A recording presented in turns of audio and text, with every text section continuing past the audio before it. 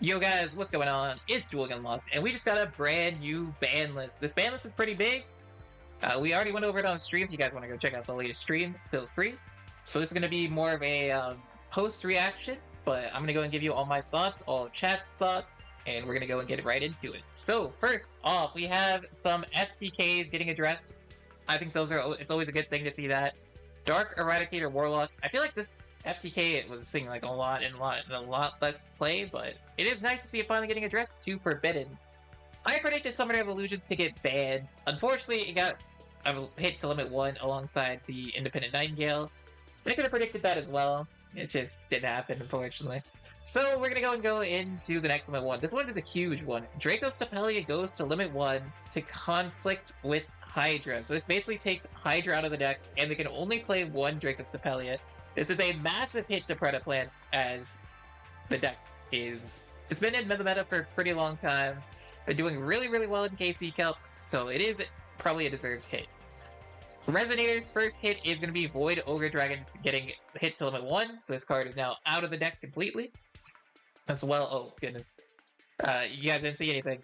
The next card is Salamangreat Recurrence. This card is hit to limit 1 as well, so Salamangreats can no longer play this. This card was probably the most toxic, card to just grab all of this back and all of that. So I'm glad that this card got hit to limit 1, because this card was so annoying. I'm so glad. Hopefully this lowers the power level of Salas just a bit. Hopefully to tier 2 at least. And then Tuning Gum gets put to limit 1 as well. So no Void Ogre, no Tuning Gum for Resonators. I do think Resonators are still probably going to be tier 1, because they still have a pretty crazy board without Tuning Gum and without Void Ogre, but at least there's counterplay to the Fiendish Golem. Like, in the mirror matches even, like, you can at least not have to worry about Tuning Gum, or if your deck targets, you don't have to worry about Tuning Gum, which is huge. So that's nice. And then Void Ogre has the extra spell and trap. Like, if they opened up well enough, they could end on a Void Ogre as well. We'll see if there's anything else that they can run, potentially, to get into this slot. Probably not, but you never know. Limit 2 Infernity Launcher. Maybe they're going to try and make Infernities a little bit better. Armageddon Knight, no longer on the list, is pretty huge here. This card is unlimited to power levels acceptable in the current metagame.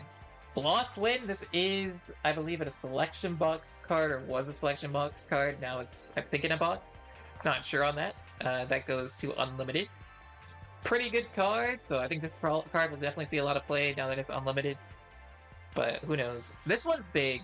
Chaos Dragon Levianeer goes to unlimited, so this is all like Thunder Dragons, Rockets. They're all going to be very happy to see this.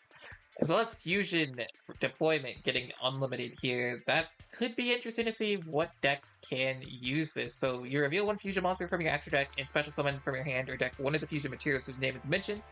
But you can also summon monsters from the extra deck except Fusion monsters. The turn you activate this card. Yeah, I actually want to see what decks could use this. Could Heroes actually use this? That would be crazy. Then we have Rapid Trigger, which is the another Rocket unhit. So they really want Rockets to be back in the meta. We'll see. Odd Eyes, we know we're getting some new Odd Eye support pretty soon, so this makes sense for it to get unlimited. Because we know Odd Eyes is about to come back. DDD, High King Caesar, I think this is a good unlimit because DDDs haven't really done anything since the new support, so it is great to see that card unlimited. Necros Unicorn, or Necros of Unicorn unlimited is also good because Necros really hasn't done anything either. Shiranui Solitaire, as much as I hate Shiranui, I guess you can unlimit that. There's more. This card should have been unlimited forever ago. Dimmer Synthesis. And then Shooting Star Riser is actually pretty interesting, as well as Ravenous Proc. These cards are both pretty crazy. They both were limit 1 for a while. Odd Eyes are going to be pretty insane with these cards, potentially. Silent Sword Slash. This card is finally unlimited. Probably too late, but that's an interesting one. And Spyro Battle. This card should have been unlimited on release. Another interesting one, of course, is Lunalights. Lunalights are getting Crimson Fox unlimited finally, so that's kind of nice. And then Predaplanet's getting unlimited so that Predaplanets can at least play with that. Play with 3 copies of this potentially, so who knows. And then we're going to go and get into the skill list, and then we'll go and get into our updated tier list here. So skill changes, we have Leerlisk. Leerlisk no longer, skill's been weakened. What happens, you can out normal special monsters except Leerlisk monsters the turn you use the skill. Oh wait, no, wait. You can only use the skill's second and third effects once per duel. You cannot normal special any monsters except leerless monsters. So it completely takes the other level 1 out of the deck. The Pinkabayu or whatever it's called. So that's actually a pretty huge hit. It's gonna make birds a lot more bricky potentially, or a lot more impactful if you hit like with a DD Crow or something. Dimension Grasp. I don't know what this cook deck or what this skill does, to be honest. Time Thieves are now able to special summon monsters on your opponent's turn, so that means that they can special summon Nibiru. It seems like Nibiru is being pushed a lot more in this meta, so they want you to maybe even make the Gallant Granite with Time Thieves if they don't lock you. That'd be actually pretty interesting, to be honest. Chivalrous Celerity. And keep in mind, this comes into effect on the 14th, I believe. The skills, yes, May 15th. And then there's some rush skills as well. So let's go and address which decks got hit and which decks didn't get hit, as well as our new tier list. So for the new tier list, what we have, that's like before the new box comes out, of course, we can go and show you guys. We have Resonator still being tier 1. I think the hits weren't that crazy. Like, sure, they lose access to Tooting Gum, they lose access to Void Ogre, but they can still put up a pretty crazy board of Hot Red, Red Nova, and just have like other things as well. Like, you get the guaranteed Fiendish Chain, the Fiendish Golem going first, and then of course, like, their skill didn't get hit, their skill is still there, it's completely fine. Tier 2, we have Salvang Great and Subterra. Salvang Great gets pushed down because Recurrence is a really crazy card, so losing access to that is pretty impactful, but they still have so many other cards that I think Salads are still fair in Tier 2. Tier 2 as well, a deck that did not get hit whatsoever that I was hoping would get hit was the Subterra deck.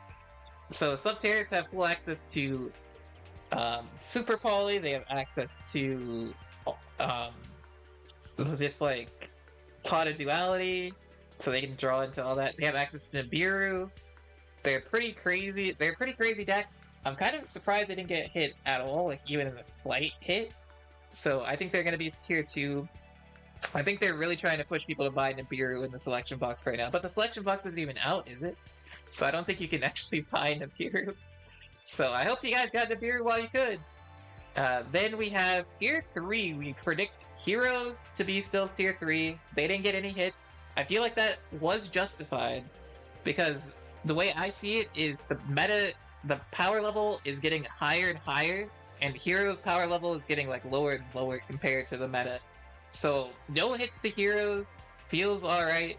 The only way that Heroes can really do well in this meta game is with Floodgates. So if you were going to hit Heroes, I feel like you should hit the Floodgates more than you hit the Heroes. So I know that's a hot take. People want a Heroes hit, but I think we'll be alright with Heroes in this meta, especially with Resonators and Salads and Subterras exist. So Geminis also didn't get any hits, so Geminis are going to be doing pretty well this meta as well. Rocket's got a huge buff with Chaos Dragon Levy and Rapid Trigger off the list. Floor we're going to put in tier 3. That's going to be the Floor Dino variant, most likely. I think that's the most common one. And then we have Birds tier 3 as well.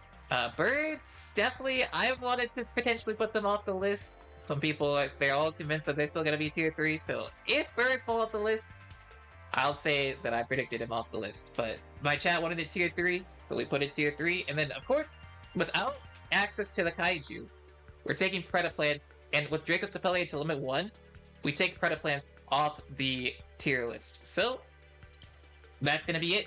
Hope you guys enjoyed. Let me know what you guys think of this ban list. Was it good? Was it bad? Was it mid? And I will catch you guys in the next one. Remember to hit that like, comment, and subscribe. Till then, peace out, everyone.